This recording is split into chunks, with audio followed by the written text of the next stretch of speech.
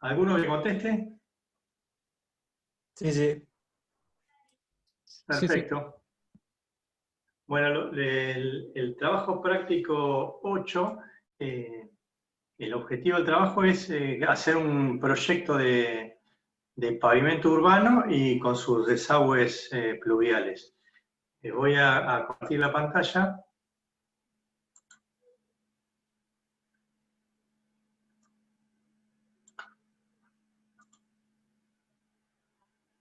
Bien. Primero les recuerdo algunos puntos a tener en cuenta. Habitualmente las calzadas urbanas tienen 6, 7, 8, 9 metros. Cuando son avenidas ya los anchos van aumentando, pero el ancho típico de una calzada urbana es de 7 metros. Un ancho de 6 metros puede ser un poco escaso, en el sentido de que si hay un auto estacionado en uno de los lados, se complica la maniobra cuando vienen autos en ambos sentidos. Bueno, y después sucesivamente, a medida que las calles van teniendo más tránsito o incluso si son avenidas troncales, los anchos van aumentando. Hay anchos típicos, 7, 9 metros, por ahí anchos intermedios como un ancho de 8 metros no le suma mucho a la calzada, no se llega a tener una trocha adicional. Pero bueno, eso la experiencia lo va dando. En cuanto al perfil del pavimento, ahí tienen la fórmula de la parábola. Les preguntaba hoy David por las flechas. La flecha está dada por esta fórmula en la fórmula superior, en la que C es una constante 0,05 y A es el semiancho de calzada. La flecha típica para la calzada de 7 metros de ancho es de 10 centímetros. Pero siempre están en ese orden, 9, 10, 11, 12, 13 centímetros. Una calzada de ancho 9 metros tiene, según esta fórmula, tiene 11 centímetros de flecha. Así que tengan ese rango de valores en la cabeza. Y tengan también en consideración que la altura de los cordones, la altura habitual es de 15 centímetros, 15, 17 centímetros. Esas son las magnitudes que manejamos en pavimentos urbanos. En cuanto al proyecto de un pavimento urbano, lo primero que se va a hacer cuando está la idea de construir un pavimento, de hacer un proyecto, aunque sea, hay que ir al terreno y hacer un relevamiento exhaustivo. Hay un montón de cuestiones que hay que extraer del terreno, que relevar en el terreno, antes de sentarse a hacer el proyecto.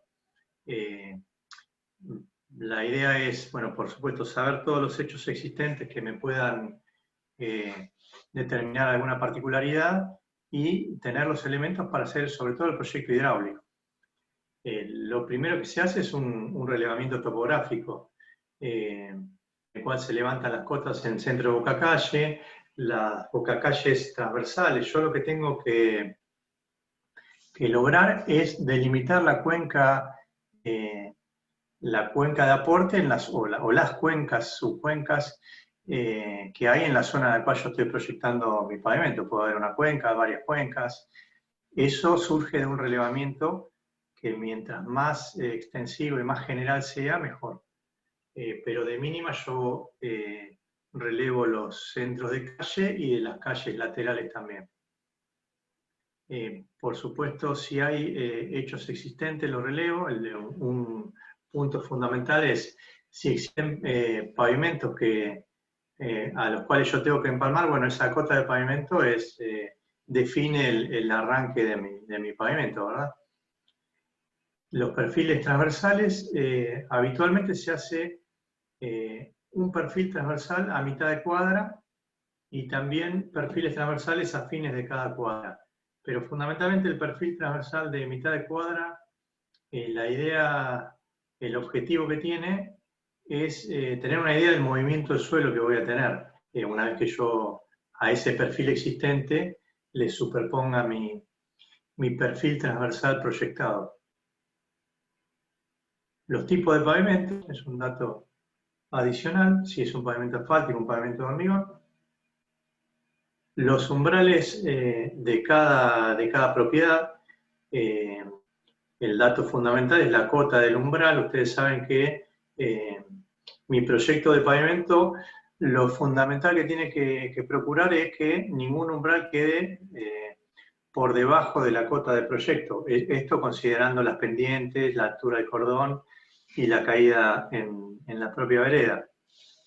Entonces, en ese relevamiento exhaustivo yo tengo que relevar las cotas de todos los umbrales.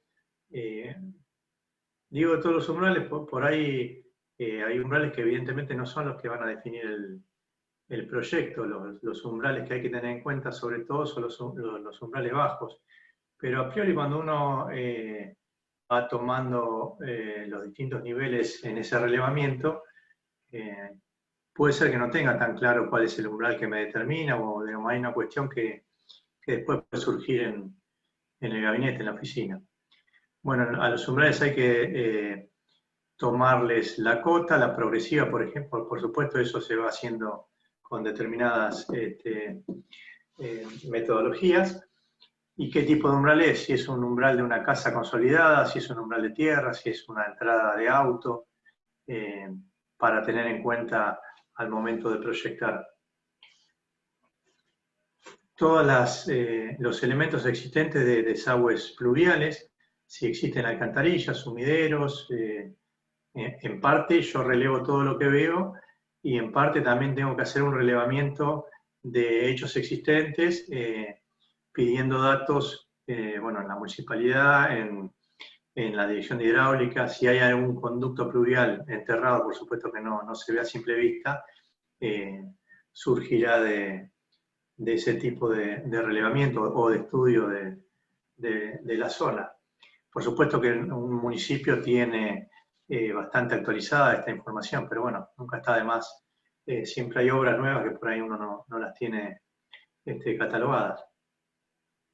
Bueno, siguiendo con los desagües, también hay que relevar las zanjas, las cotas de esas zanjas y las pendientes hacia dónde escurren las zanjas.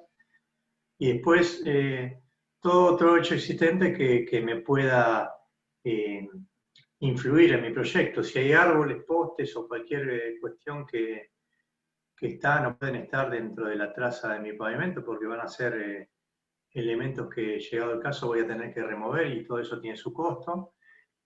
Por supuesto, si hay instalaciones de tipo de alumbrado, cámaras, telefónicas, todo eso también después se van a hacer pedidos, lo que se llama asido de interferencias, a los distintos prestatarios.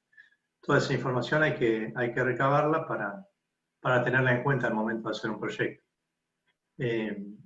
Por ejemplo, el caso de los árboles, en estos tiempos en los cuales la parte ambiental está muy presente, a veces puede ser determinante. No es fácil por determinados árboles de determinadas, digamos, especies, removerlos, pues puede generar algún conflicto con los vecinos e incluso modificar el proyecto en algún sentido. Después, algunas consideraciones las vieron mayormente con David, pero que hay que tener en cuenta ya en el momento de empezar a hacer el proyecto del pavimento. Bueno, hay pendientes que hay que respetar, pendientes longitudinales máximas deseables, 5 a 7. Hay una pendiente mínima que uno siempre tiene en cuenta, que es del 0,3%. Bueno, la pendiente máxima tiene que ver con la comodidad de la circulación, sobre todo en el tránsito pesado. La pendiente mínima tiene que ver con el escurrimiento en los cordones. Es deseable que la pendiente no sea inferior al 0,3%, 3 por 1000, aunque en algún caso extremo puede ser que nos salgamos de lo deseable. Tengamos siempre en cuenta que Provincia de Buenos Aires, nuestra zona de influencia, son zonas muy, muy planas, entonces no hay muchas pendientes. El otro punto, bueno, lo vimos un poco recién, siempre hay que prever que los umbrales de las casas puedan desaguar en el cordón de la vereda. Tenemos que tener en cuenta, también lo vieron con David, de acuerdo al tipo de cañería y también al tipo de tránsito, esto requiere un cálculo estructural. Cada tipo de cañería va a requerir, y también en base a las características constructivas, va a requerir una tapada típica, ¿no? Un caño de hormigón simple, por supuesto, no resiste tantas tensiones como un caño de hormigón armado, por lo cual va a requerir una tapada mayor para que las tensiones, las cargas que aplica el tránsito se disipen en la profundidad. Bueno, los caños plásticos en alguna medida lo mismo. Cada tipo de caño tiene su cálculo particular. Los caños, como les mencionaba David, de PRFB o de PVC, tienen su cálculo particular que incluso depende del material con el que se rellene la zanja, ¿sí? Por ahí este tipo de caños requieren una primera mitad hasta la media caña, que esa zanja se rellene con arena o incluso con una base de piedra. Bueno, cada material tiene sus requerimientos constructivos. Todo proyecto de pavimento es fundamental que el proyecto, lo hablamos con otros temas, pero siempre son proyectos integrales. Yo no puedo hacer un proyecto de pavimento solamente sin tener en cuenta los desagües pluviales. Muchas veces vemos, lamentablemente, que se pavimentan cuadras y cuadras y no se efectúan los desagües pluviales. No hay cañería, no hay sumideros. Esto por un lado, a veces en vez de generar mejoras, bueno, genera problemas hidráulicos, y a la vez el tema de no resolver los desagües pluviales. El agua es un enemigo de los pavimentos y fundamentalmente del pavimento asfáltico, o sobre todo del pavimento asfáltico.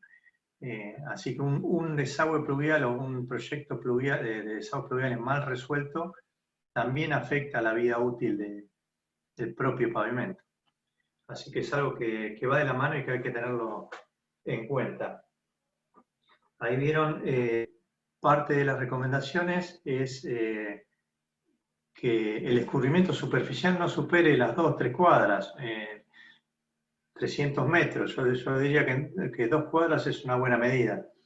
Insisto, vemos cuadras y cuadras enteras en las que el agua escurre por superficie.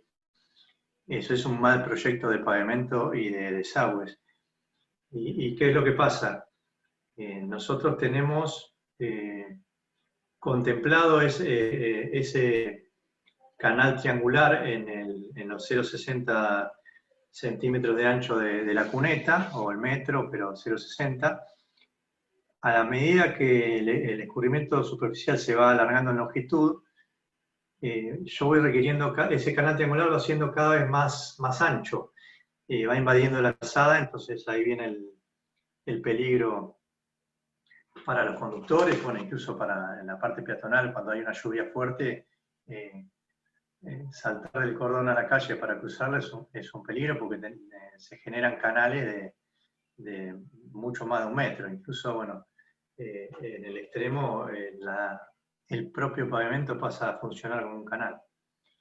Eso de nuevo es un mal proyecto de desagües pluviales y de pavimento integralmente.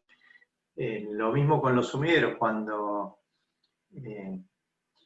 el proyecto está contemplando sumideros de 4 o 6 metros, significa justamente que hay poca obra hidráulica. Es decir, si yo necesito semejante luz de vertedero, es porque esos 300 metros probablemente no se respeten.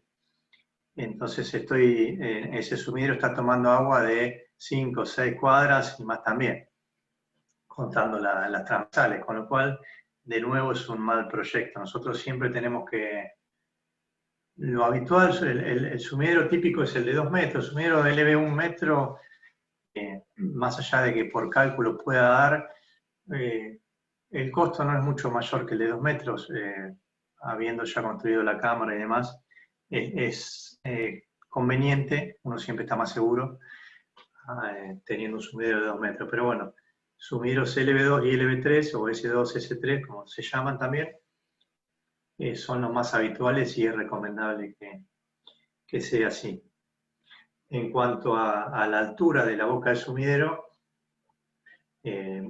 por la condición geométrica, esa boca está en el orden de los 15 centímetros y no debe exceder nunca de 20 centímetros. Tengamos en cuenta que el riesgo mayor de esa abertura del sumidero es que un chico sea arrastrado y se caiga adentro.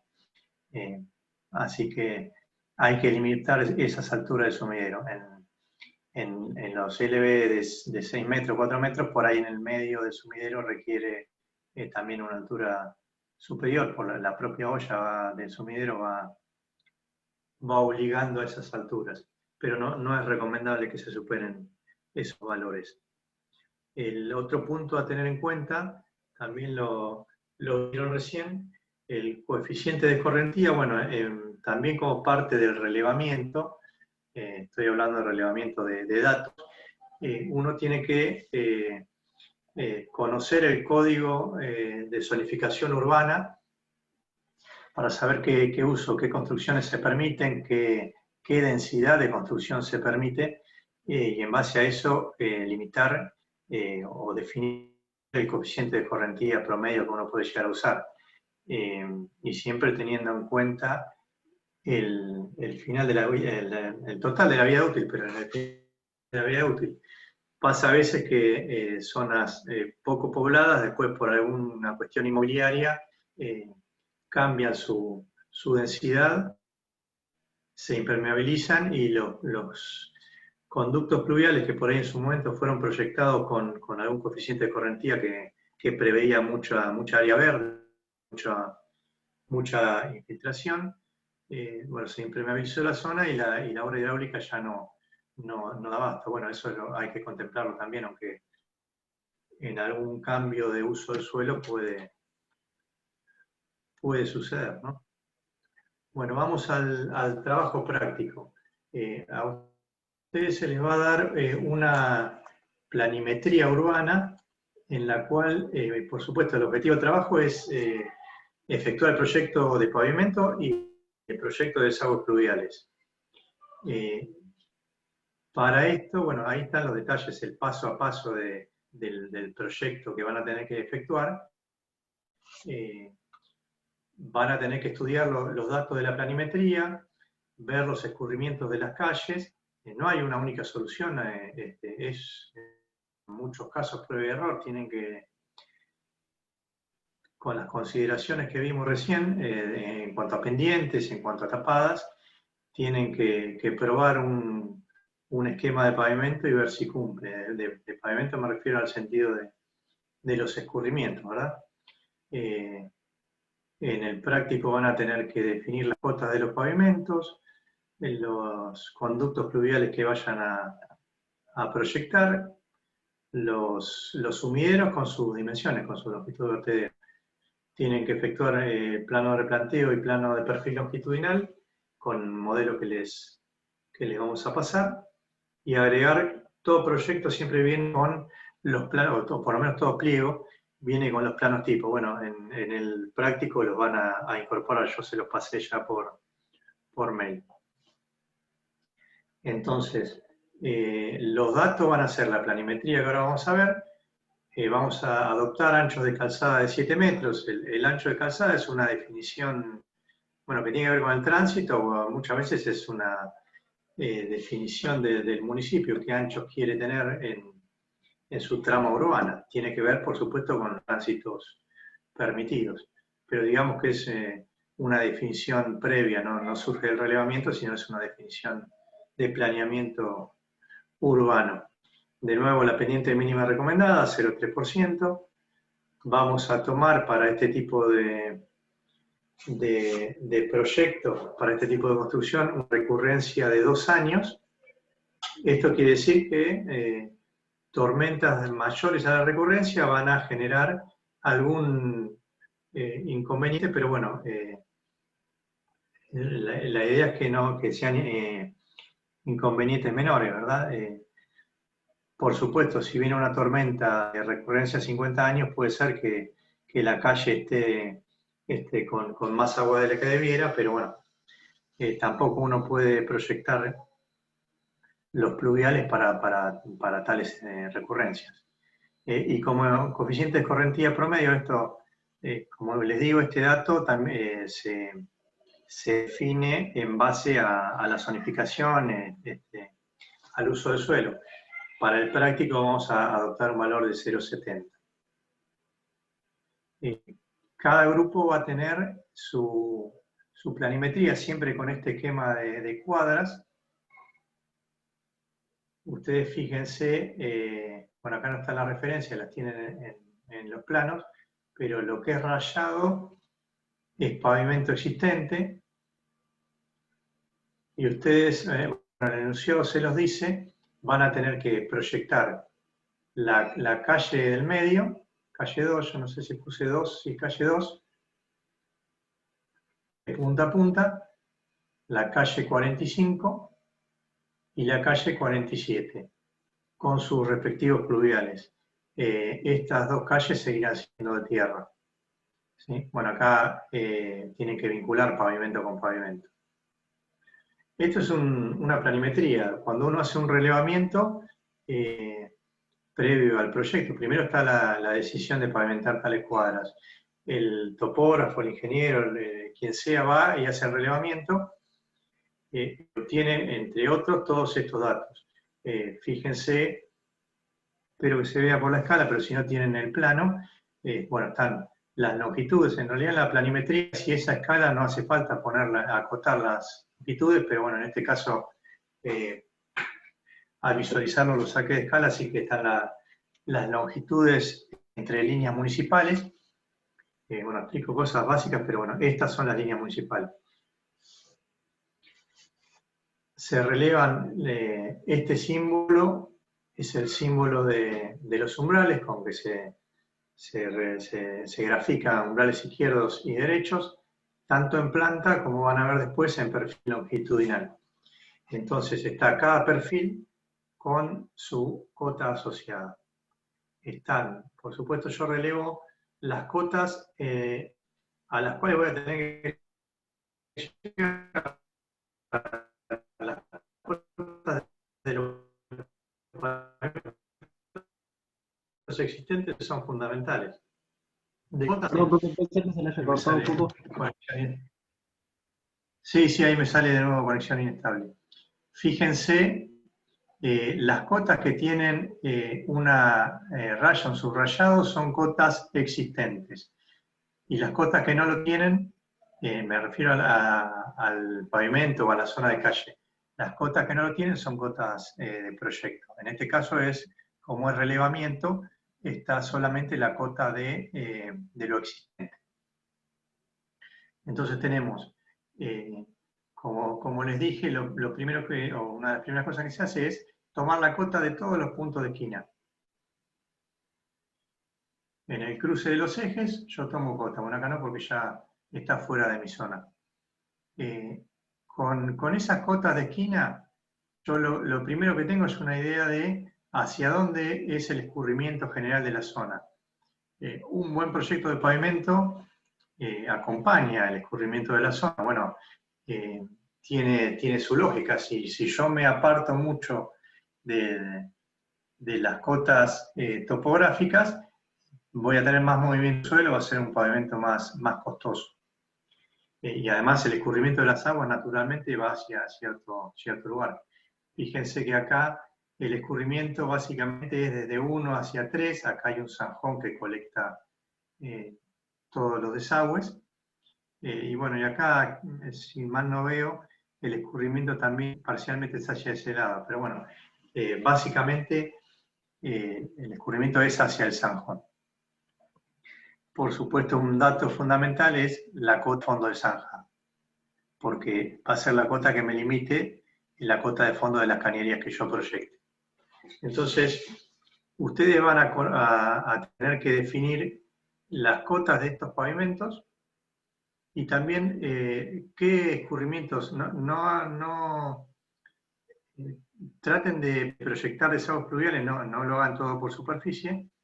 Los desagües pluviales pueden proyectarlos, las cañerías, incluso por las cuadras en las cuales no van a proyectar pavimento. Puede venir por esta cuadra, puede venir por esta cuadra, puede ir de acá para acá, puede ir de acá para acá. Eso es definición del proyectista, con cierta lógica y por supuesto, con los datos que tiene cada grupo. Los datos son similares, aunque con algunas diferencias que por ahí les hagan generar proyectos en alguna medida. Bien, entonces partimos de esta planimetría. Este es el detalle. Acá ven un poco más grandes las cotas. Tienen la cota en el centro de calzada y la cota en ambos cordones, en ambas cunetas. Si se fijan y si el proyecto está bien construido, en este caso las cotas son, digamos, respetan el abovedado del pavimento, fíjense que tienen 10 centímetros de caída hacia cada cuneta. En este caso que son pavimentos de 7 metros, ¿verdad? Bien. Y bueno, no mucho más. Los umbrales, pavimentos existentes con sus cotas. Estas cotas, ustedes sí o sí tienen que respetar las cotas de pavimento, porque ahí tienen que llegar. Las cotas de terreno natural, las cotas de la calle de tierra, las pueden modificar. Eso es de definición del proyectista. Por supuesto, mientras menos la modifique, menos movimiento de suelo tendré. Bien. Y lo que tienen que... los últimos 2 puntos, pero en definitiva a lo que se apunta, todo proyecto de pavimento termina en una planialtimetría y en un plano de replanteo. Es decir, en un corte longitudinal y en una planta que en el plano de replanteo no necesariamente tiene que estar en escala, pero bueno, hoy en día como uno trabaja en el CAD, da igual, así que mayormente están a escala. Este es el plano de planialtimetría. Tiene una parte inferior con la planimetría existente, que vendría a ser ese plano que acá está cuadra a cuadra, pero tiene el relevamiento en planta. Acá ya tenemos la altimetría, el perfil longitudinal, en el cual se mezcla lo existente. Ustedes ya lo vieron en diversas prácticas, incluso movimiento de suelo, bueno, en desagües, pero tienen la cota de lo existente, en este caso era un pavimento existente, era una repavimentación. Tienen las cotas de ambos umbrales, umbral izquierdo, umbral derecho, la cota del pavimento que voy a proyectar en rojo, la cota de mi cañería, si la hubiera, en este caso hay acá cañería, y las distancias parciales y acumuladas, las progresivas en definitiva. En urbano normalmente se llama distancia, en ruta progresiva. Y fíjense en el perfil, están graficados. Lo primero que uno vuelca son el pavimento existente o el terreno natural, en punteado, y los umbrales. Cuando tengo eso graficado, yo recién ahí empiezo a tirar las líneas de lo que va a ser mi rasante, mi perfil de pavimento, que tiene que, por supuesto, estar por debajo de todos los umbrales. Esa es la premisa básica del proyecto de pavimento. Excavar lo menos posible, porque mientras más excavo, más problemas voy a tener con las interferencias, con las cañerías existentes, pero salvando todos los umbrales. Yo le decía que a priori uno no sabe cuál es el umbral más desfavorable, porque como por un lado los umbrales bajan, pero también la calle tiene sus pendientes, puede ser que uno no levante un umbral y después termine siendo el que me define el proyecto. En este caso ya vemos cuáles son los umbrales que me están definiendo el proyecto.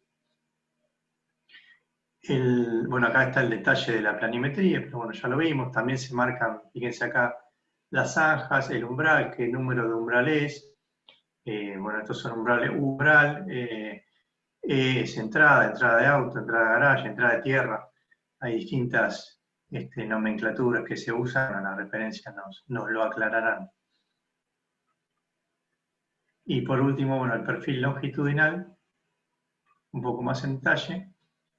Fíjense que en el perfil longitudinal se suele intercalar para cada cuadra un perfil transversal, es el perfil a mitad de cuadra, en el cual está en negro o en gris el existente, el terreno natural, el pavimento existente con sus zanjas, con todo, y en rojo ya está graficado el perfil proyectado. Bueno, las veredas serán las existentes y en este punto grafico mi abovedado de pavimento. Con estos perfiles es con los cuales yo tengo una primera idea de si hay mucha excavación o no, y bueno, tendré que contemplarlo en el movimiento del suelo. En pavimentos urbanos, de todas maneras, la unidad de medida suele ser el metro cuadrado del pavimento construido, no se paga por volumen de subbase, de base de pavimento hormigón, sino que la unidad de medida suele ser pavimento terminado, que incluye todas las capas de base. En rutas, sí, lo habitual es que la unidad de medida sea cada ítem la capa de base que corresponda. Después sí, las carpetas pueden ser, las carpetas asfálticas pueden ser en toneladas o metro cuadrado, pero en pavimento urbano la medida habitual es el metro cuadrado.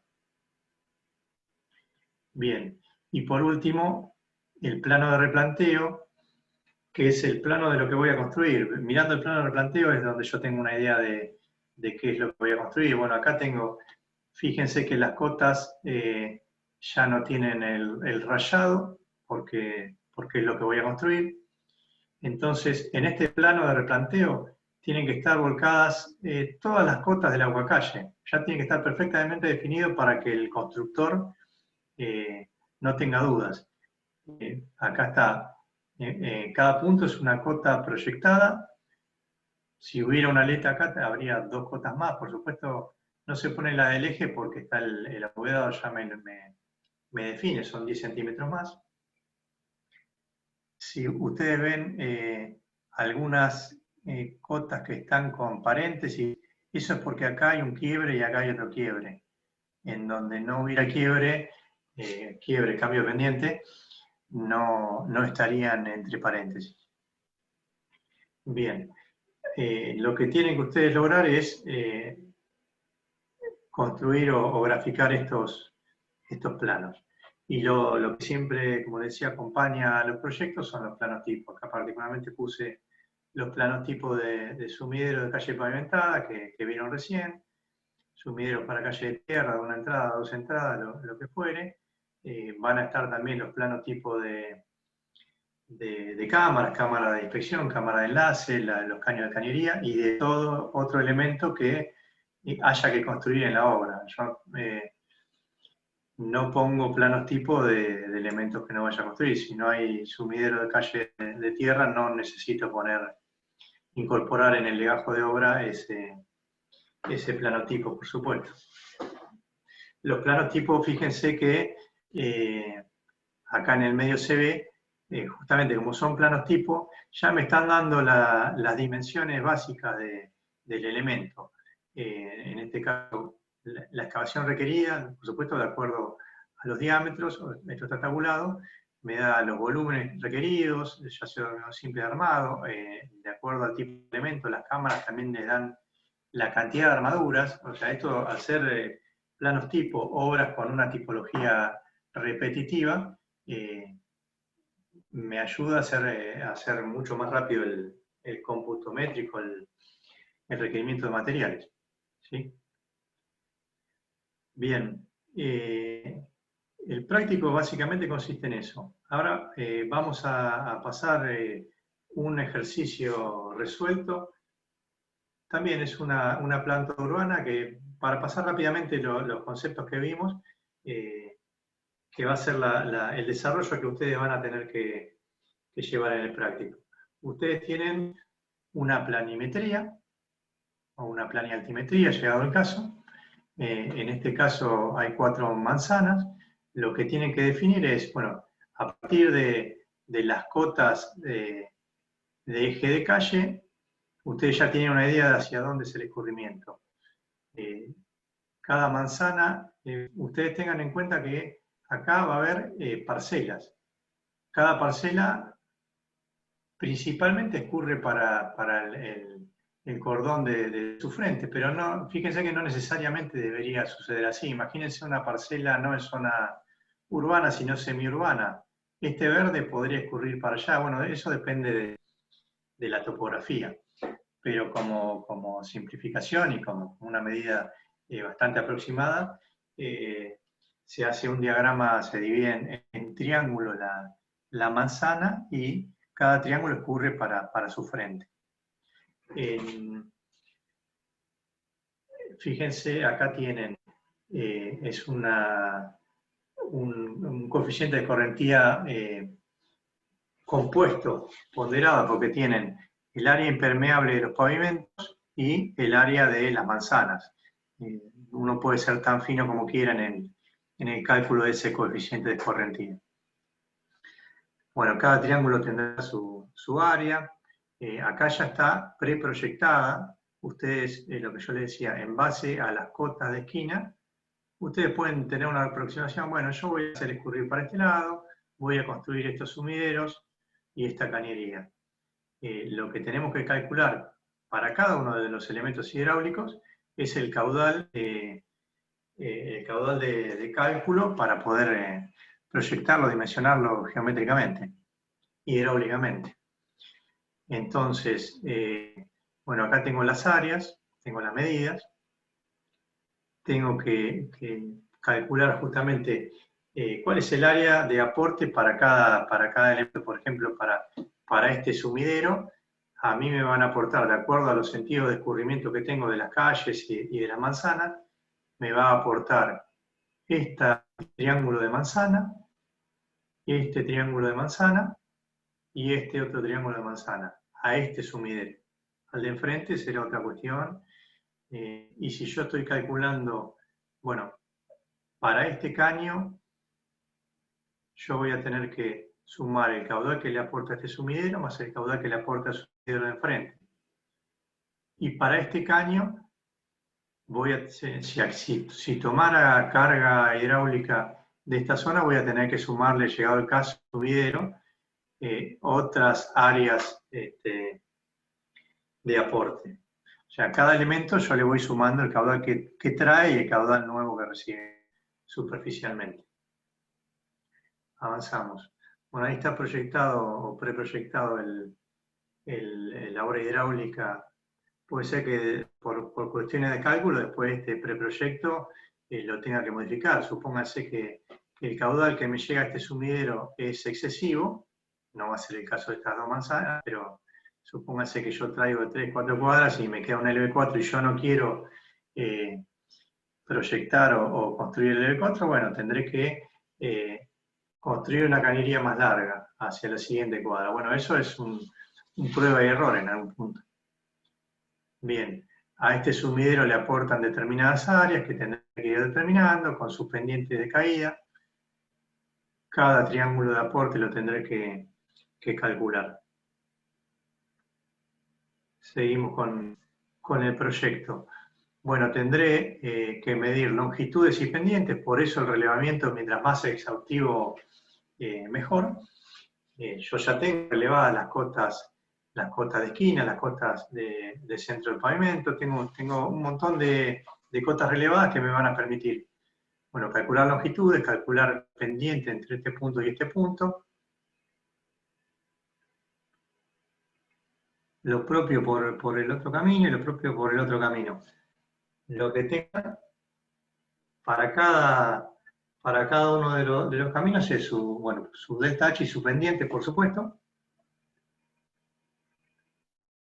Calcularé la velocidad de este escurrimiento en el canal triangular.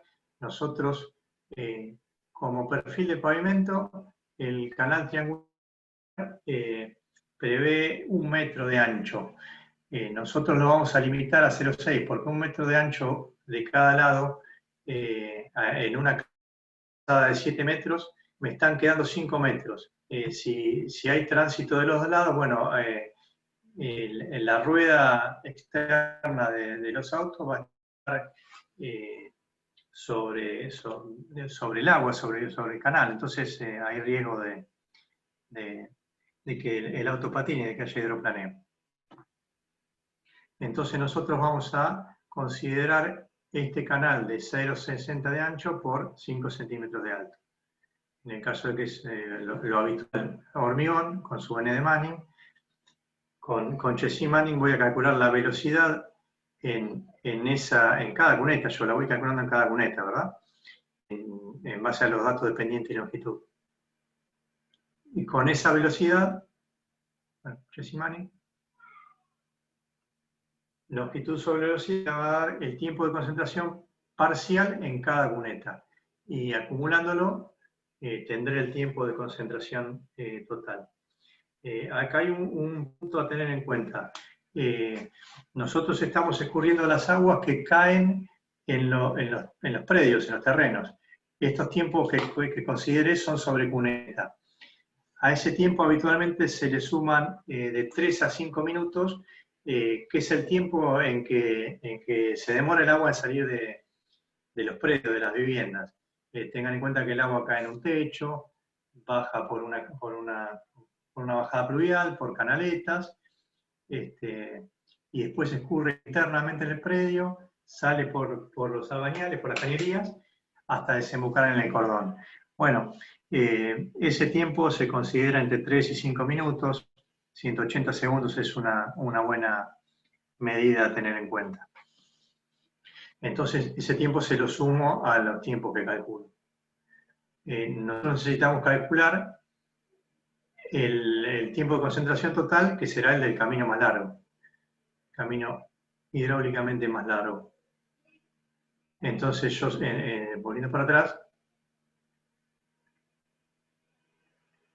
tendré que verificar, en algún caso será sencillo, en otro caso no tanto, pero tarda más por este camino, tarda más por este camino, tarda más por este camino. En este caso es sencillo, pero si son 2 o 3 cuadras, tendré que ver cuál es la situación más desfavorable. Y ese será mi tiempo de concentración. Bien. Y después, usando las fórmulas de hidráulica para una recurrencia de 2 años, la intensidad de la lluvia, bueno, tengan en cuenta que nosotros estamos con el método racional, ¿no? U igual C por I por A sobre 360. La intensidad la calculo con la fórmula que me da la dirección de hidráulica, siendo que estamos en la provincia de Buenos Aires. Si estamos proyectando en otra jurisdicción, tendremos que requerir a la dirección local cuáles son las fórmulas reglamentarias de la zona. Y el tiempo de concentración lo voy a asimilar a la duración.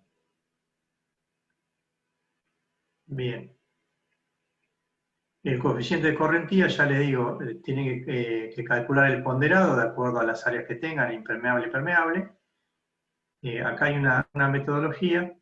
En el ejercicio lo fijamos en 0,7 por la zonificación. En esta fórmula tienen el coeficiente de escorrentía en función del umbral de escorrentía, que es el umbral a partir del cual el agua empieza a escurrir, es decir, cayendo el agua en un tipo de terreno, absorbe, infiltra, hasta que en un momento se saturó esa capacidad de infiltración y empieza a escurrir. Ese es el umbral de escorrentía. Y este se asimila a la intensidad de la lluvia. Bueno, fórmula compleja, pero nos permite calcular el coeficiente de escorrentía. En el caso de tener combinación de zonas, calcularé el coeficiente ponderado. Bien. Por supuesto, en el coeficiente interviene cada uno con su área. Esa es la forma de ponderar. Método racional, acá está la fórmula. Bueno, acá dice 300 por algún coeficiente de mayoración, pero usen 360. Eso les permite calcular el caudal de esa cuenca, el caudal que va a ingresar a este sumidero. Con ese caudal yo voy a proyectar la longitud de vertedero necesaria, y vieron varias fórmulas. La que uso habitualmente yo es esta fórmula que está acá, LH al cubo sobre 60, en donde bueno, acá es de PJL, en donde el caudal está en litros por segundo y H está en centímetros.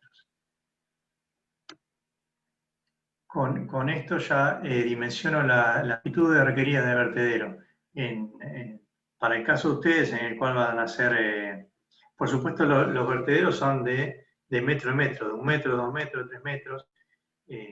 Si esa longitud le da 1,2, bueno, para el lado de la seguridad 2 metros. Si le da 2,3, será de 3 metros. Y en base ahí ya calcularon el caudal a cada sumidero. Sumando los dos sumideros tendrán un caudal con el cual van a proyectar el diámetro de esa cañería. Bueno, no se lo desarrollamos acá. Hidrología hidráulica ya lo tienen aprendido. Entonces proyectan los diámetros también de las cañerías. Cuando proyectan los diámetros me estoy refiriendo en sus cuotas de fondo, ¿no? Que van a ingresar en la fórmula, por supuesto, las pendientes. Como última recomendación, las cañerías las acometidas, que son las cañerías de empalme entre los sumideros y los conductos, o las cámaras que los están con los conductos troncales, dijimos que son de 40, de 50. Recomendación, usen diámetros mínimos de 50 centímetros, de lo que se está usando ahora, porque una botella o sobre todo una rama cruzada les va a empezar a generar atascamientos que pueden hacer que un de 40 se tape más, una cañería de 40 se tape más fácilmente que una cañería de 50. Y de nuevo los troncales, la recomendación es que el diámetro mínimo sea de 60 centímetros. Bien. Con esto termina la explicación del práctico. Tienen todos los elementos para proyectar. Ya les digo, prueba y error. Empiecen a tirar valores y respeten las tipologías y la forma de presentación que les pasé en los planos de ejemplo. ¿Sí? Es importante que ya vayan incorporando que todos los trabajos que hagan tienen que tener una presentación tipo, porque el día de mañana, cuando ustedes estén en un municipio y vayan a aprobar un proyecto de hidráulica, van a ver que hay un montón de normas, escalas, tamaños, rótulos, que tienen que respetar, y si no, se los van a rebotar. Así que, bueno, vayan incorporando el tema de la presentación ya desde ahora, que el año que viene por ahí ya están trabajando, haciendo este tipo de cuestiones. Bueno, lo que es la práctica, si tienen alguna duda, la pueden hacer ahora, y si no, bueno, a la medida que encaren el práctico nos van pasando las consultas que tienen.